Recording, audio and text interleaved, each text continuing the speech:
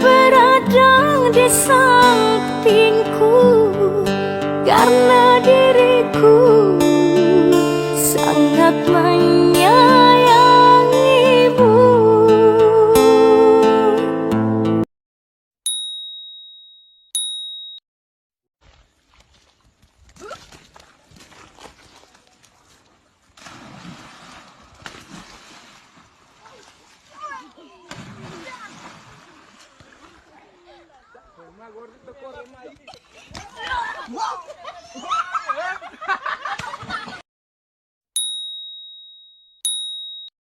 Assalamualaikum warahmatullahi wabarakatuh. Belakangan saya menangkap ironi terhadap realita kelompok-kelompok yang provokatif, yang punya kecenderungan untuk benci dalam tanda kutip terhadap pemerintah yang sah. Terbaru, Menteri Agama Gus Yakut Khalil Qumas dibully oleh mereka semua, di framing negatif dikarenakan Menteri Agama menghadiri perayaan Natal. Padahal itu sangat wajar sekali. Karena kapasitas beliau adalah sebagai pemimpin, menteri agama, menteri semua agama yang menunjukkan bagaimana cara beliau mengayomi umatnya. Mengapa saya katakan ini ironi? Dikarenakan Anies Baswedan. Karena memang mereka demen nih sama Anies Baswedan, berkunjung ke Papua, kemudian patut diduga dibaptis. Dan kemudian diberi nama baptis Yohanes. Tidak ada yang protes. Tidak ada yang memurtad-murtadkan Anies Baswedan. Tidak ada yang mengkafir-kafirkan Anies Baswedan. Termasuk Alfian Tanjung yang menggoreng Menteri Agama sama sekali tidak mengkritik Anies Baswedan. Ini kan ironi sebetulnya. Saya jadi ingat dengan kasus Gus Dur yang sempat dibaptis juga. Kemudian rame se-Indonesia rakyat tercinta ini orang mengkafir-kafirkan beliau, memurtad-murtadkan beliau. Pada kenyataannya kita dihadapkan dengan realita, ada gerombolan kelompok politik atau bahkan gelandangan politik yang mengatasnamakan agama untuk menebar kebencian. Bahkan parahnya lagi, kebencian terhadap pemerintah yang sah. Ini emergensi bagi kita semua. Cobalah kita gunakan hati nurani kita, nalar cerdas kita, logika sehat kita. Kita beragama ini bukan didasari atas dasar like and dislike, tapi benar-benar berdasarkan nilai. Dan berbaik sangka kepada saudara kita, itu yang terbaik bagi kita semua. Apalagi berbaik sangka kepada pemimpin. Baik, yang berikutnya, yang juga sering mendapatkan sasaran bullying, bahkan framing negatif, mengarah kepada fitnah adalah guru kita, Profesor Dr. Kiai Haji Habib Muhammad Said Akil Sirot. Beliau sering sekali di framing, dituduh liberal, dituduh syiah, dan lain sebagainya. Terakhir ketika beliau mengkritik style Khawarij. Kan disebutkan dalam banyak hadis sahih tentang style Zulkhuwaisirah, penampilan Zulkhuwaisirah, penampilan Abdurrahman bin Muljam, salah satunya katul lihyah, yang janggutnya panjang.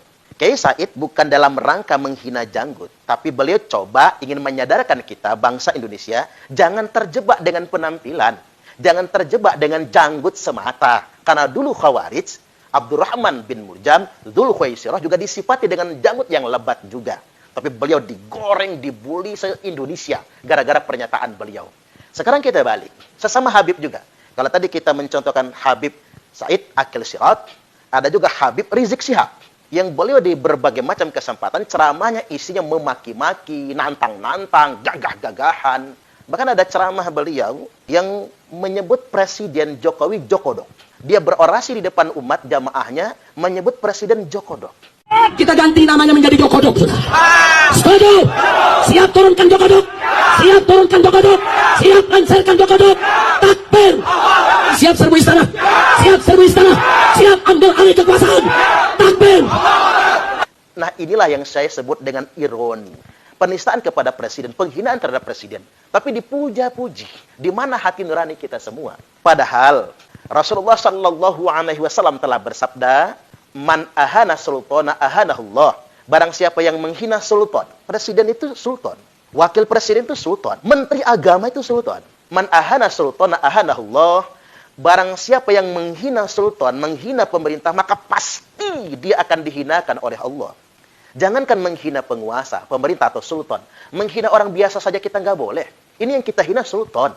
Apalagi membangun opini, menyebar fitnah dan provokasi, mengajak umat ini untuk tidak percaya dengan pemerintah yang sah. Atau bahasa lainnya, mendelegitimasi pemerintah yang sah. Segala isu diarahkan untuk membuat rakyat ini agar tidak percaya dengan pemerintah yang sah. Ini kan dosa besar. Salah satu dosa besar adalah bughah, membangun ketidakpercayaan kepada pemerintah yang sah. Saya tidak menemukan satupun dalil yang memperbolehkan kita menghina pemerintah yang sah. Kendatipun kita semua mesti maklum sebetulnya, dikarenakan Nabi SAW telah mensinyalir. Nanti kata Nabi akan muncul du'atun ala abwabi jahannam, pendakwah-pendakwah kepada pintu-pintu jahanam. Siapa mereka? Orang-orang yang mendakwahkan agama secara provokatif, mengancam disintegrasi bangsa, merusak persatuan, dan mengajak umat ini melawan pemerintah yang sah. Itulah mengapa para sahabat kemudian bertanya kepada Nabi, "Ya Rasulullah, kalau zaman pendakwah-pendakwah provokatif itu sudah muncul, apa yang harus kami lakukan?" Nabi mewasiatkan, "Talzamu jama'atal muslimina wa imamahum." Setialah dengan kelompok kaum muslimin yang paling banyak, yang paling mayoritas, wa imamahum, dan kepada pemerintah mereka. Jadi saya ingin membangun logika sederhana. Gerakan yang benar, arus yang benar hari ini adalah orang yang beragama berbanding lurus dengan ketaatan bernegara. Kita taat kepada Allah, tapi berbanding lurus juga kepada ketaatan kepada Rasulullah dan kepada pemerintah yang sah. Ini pilihan cara beragama yang benar. Jadi kalau ada orang yang mengatasnamakan agama, dia berjubah agama, tapi mengajak kita semua melawan pemerintah yang sah, maka jelas dia dhalun mudilun, sesat dan menyesatkan. Ini wasiat Nabi. Lantas kemudian ini yang menarik. Ya Rasulullah, sifhum lana. Ya Rasulullah, ceritakan sifat mereka. Provokator, pendakwah kepada pintu-pintu jahanam tersebut, ceritakan sifat mereka kepada kami. Nabi kemudian menyebutkan, hum min jildatina, mereka dari kulit kita, wa yatakallamuna bi alsinatina, dan mereka fasih berbicara dengan lisan kita. Nabi merujuk kepada Arab itu sendiri. Provokator-provokator tersebut terindikasi mereka, kata Nabi, dari warna kulit kita dan bicara dengan aksen kita. Ini peringatan.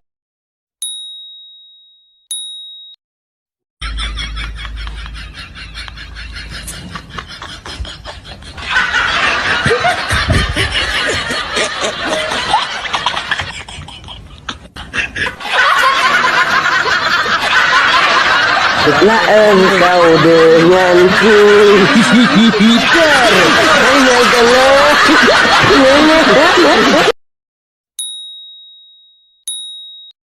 Untuk pembentukan ini awalnya saya tidak berpikir profit. Saya ngomong sama istri saya, sungai mau saya bersihkan dengan biaya hampir 3 miliar. Istri saya bilang boleh dengan catatan bapak senang. Terus saya bersihkan. Begitu bersih seperti ini, saya tidak berpikir profit. Awalnya banyak orang berkata orang gila. Sungai punya siapa Pak Bagong? Kok Pak Bagong berani seperti itu? Seperti orang gila, uang dibuang ke sungai. Saya berpikir positif.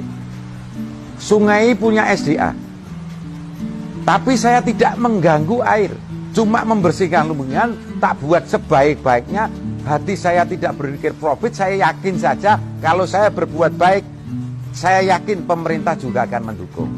Akhirnya dengan baik seperti ini, dikatakan orang saya gila dengan baik seperti ini, akhirnya orang berpikir, loh ternyata bagus juga, ternyata baik juga. Dengan baik seperti ini, banyak orang yang kerja di sini, ini bisa mengasih makan orang setiap harinya. Nah, orang ini bisa makan dari sini, ini kebanggaan saya di sini. Maka saya dikatakan gila itu adalah senang bagi saya, karena orang hebat itu mesti beda dengan yang lain. Dan orang hebat itu harus punya keberanian. Maka kehebatan manusia inilah yang dicari sekarang. Sekarang banyak orang pintar tapi tidak hebat, karena tidak tahu dengan alam. Anda lihat, ikan ini saya kasih makan, berebut seperti ini, akhirnya yang mendapatkan makanan itu bukan yang berebut, tapi yang di tepi dengan tenangnya, dia mendapatkan pakan lebih banyak. Maka sebagai manusia, filosofi ikan ini kamu pegang. Jangan terlalu ngoyoh berebut mencari makan, tapi dengan ketenangan Anda akan mendapatkan makan yang lebih banyak. Banyak orang yang bertanya, Pak Bagong ini punya umum, kok aman juga, tidak ada yang racun pada hari di sungai, tidak ada yang ganggu. Saya punya filosofi, sapa weruh ing panuju bebasan sugih pager wesi. Dalam arti orang itu kaya itu jangan sendiri, tidak enak kaya sendiri. Maka kalau Anda mempunyai profit yang baik, lingkungan Anda kamu pikirkan. Maka saya berpikir seperti itu, akhirnya apa? Semua lingkungan saya pakai. Parkir punya pemuda, tiket masuk punya desa, dan semuanya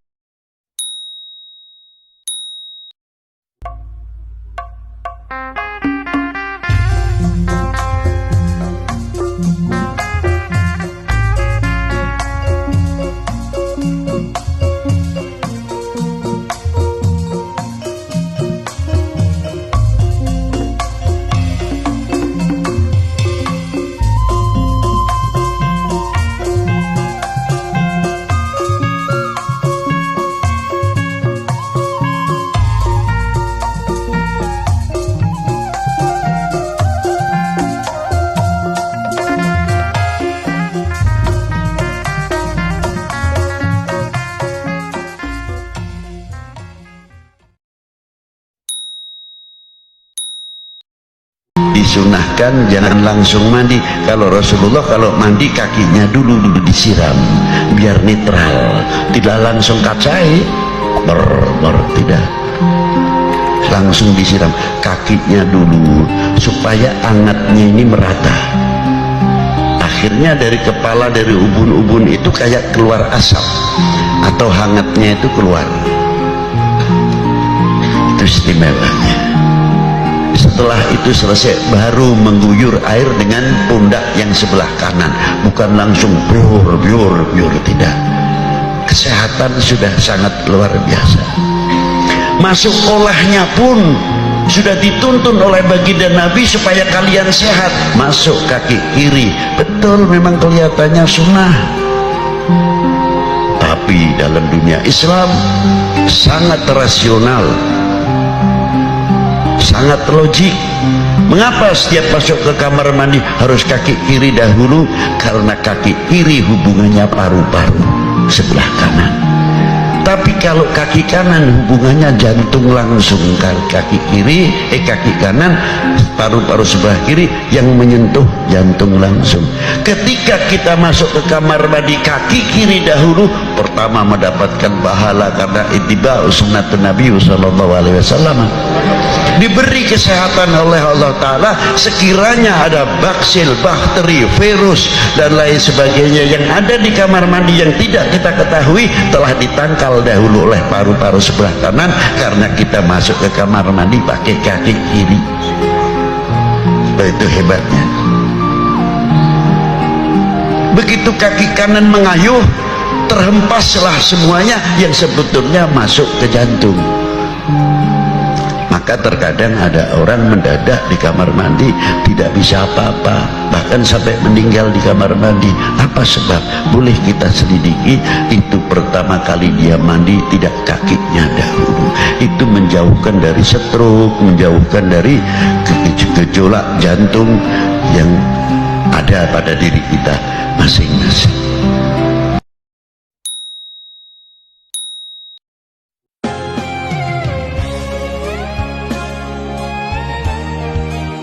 Indonesia tidak bertani, bukan impor tujuannya, bukan impor. Cara merusak yang pertama adalah impor. Makanya Pak Jokowi kan ganti menteri gara-gara impor beras. Ini di belakang ini ada politik. Politik terjahatnya adalah membuat generasi muda tidak mau bertani karena rugi. Apa yang akan terjadi ke depan? Kita bukan impor. Pertanian ini akan datang investor yang besar-besar, yang akan menyewa tanahnya Bapak Ibu. Setelah disewa, nanti mereka pasti berhasil karena dengan teknologi yang kita nyebutnya silver teknologi yang sangat modern. Petani yang punya tanah berubah profesi jadi buruh tani. Obat untuk gagal ginjal apa ya? Biar tidak perlu cuci darah terus. Terima kasih. Catat nih yang nanya ini. Akar alang-alang, meniran, kumis kucing, daun sukun, jahe sama seledri. Ya itu. Buat cuci darah kan gagal ginjal tadi. Akar alang-alang, meniran, kumis kucing, daun sukun sama jahe dan seledri. Dibikin kayak teh aja, dicampurin gitu kan.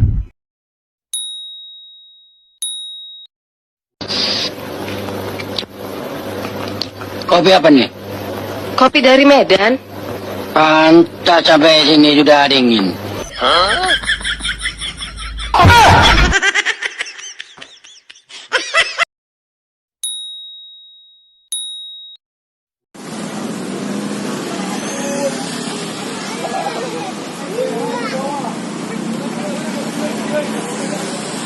Gula.